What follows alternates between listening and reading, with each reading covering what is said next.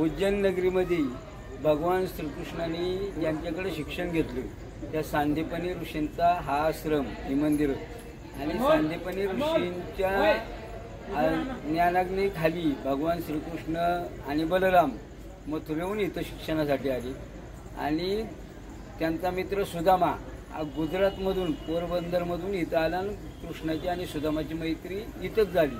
त्या सांदीपनी ऋषीच्या आश्रमात भगवान श्रीकृष्ण आणि बलराम इथं राहिले। ती ही जागा हा परिसर पावन झालेली जागा उज्जैनीमधलं महाकालेश्वर भैरवनाथ मंदिर याच्यानंतर अतिशय महत्त्वाचं ठिकाण।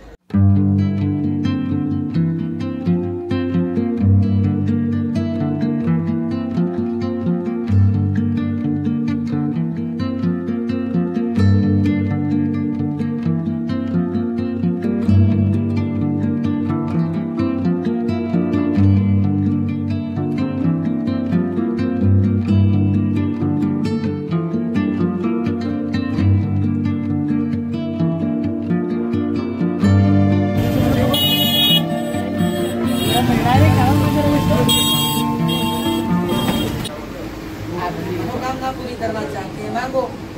तब उसने कृष्ण से अपना बच्चा मांगा जो मर गया, उसे कोई वापस नहीं दे सकता। भगवान कृष्ण ने लाकर दिया था कि वो महाकाल जिन पे तुलसी और बेलपत्र दोनों चढ़ता है। वैजयंती माला बेल पढ़ते थे कृष्ण।